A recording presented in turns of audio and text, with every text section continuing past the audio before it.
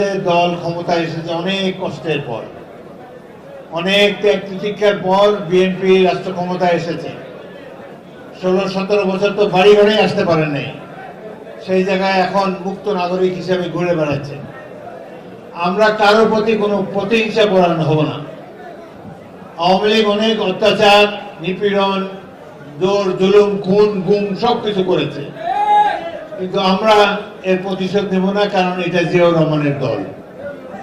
আমরা ভদ্র নিরীহ মানুষ, ইহকাল পরকালে বিশ্বাস করি। কারো উপরে অন্যায় বা প্রতিশোধমূলক আচরণ আপনারা করবেন না। এই দেশে হিন্দু সম্প্রদায় বসবাস করে, তাদের উপরে যদি কেউ জুলুম করে আপনারা সবাই মিলে তার প্রতিরোধ করবেন। তাদেরকে আমি নির্বাচনের সময় ওয়াদা দিয়েছি, আপনাদের উপর আর কেউ কোনো অত্যাচার করতে পারবে না। আমার দলীয় নেতৃবৃন্দ, বিশেষ করে সভাপতি, সেক্রেটারি, যুব দল, ছাত্র দল, স্বেচ্ছাসেবক দল, অন্যান্য যারা আছে, তাদেরকে বলবো দল ক্ষমতায় এসেছে মানুষের উপর অত্যাচার করার জন্য নয়, মানুষকে খেদমত করার জন্য। শহীদ রাষ্ট্রপতি জিয়াউর রহমান যেভাবে জীবন কাটিয়ে গিয়েছেন, যেভাবে রাষ্ট্র পরিচালনা করেছেন, তাকে অনুসরণ করে সৎ মানুষের দল হিসাবে বিএনপি বেঁচে থাকবে, এটাই আপনাদের সকলের কাছে কামনা রইল। কোনো অন্যায় অবিচার করবেন না। গরিব মানুষকে জমি দেওয়ার কথা আমি বলেছি। কোন ভূমিহীন গরিব মানুষ যদি দেখেন যে আপনাকে কেউ জমি থেকে উৎখাত করে দিচ্ছে, কেউ আপনার কাছে অন্যায়ভাবে টাকা দাবি করছে, চাঁদাবাজি করছে, পুলিশকে জানাবেন। পুলিশ ব্যবস্থা না নিলে আমাকে জানাবেন।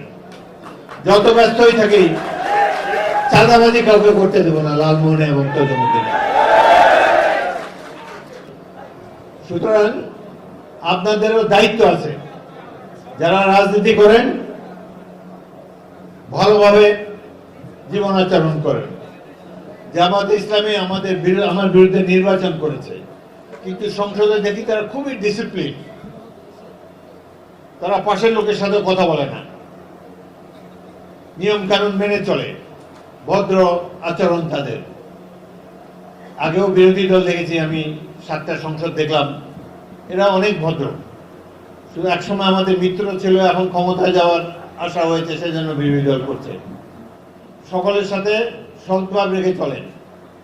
বাংলাদেশে যেখানে যাই হোক, লালমোহন তজুমুদ্দিন যেন শান্তির দ্বীপ হিসাবে গড়ে উঠে, এটাই আপনাদের কাছে কামনা।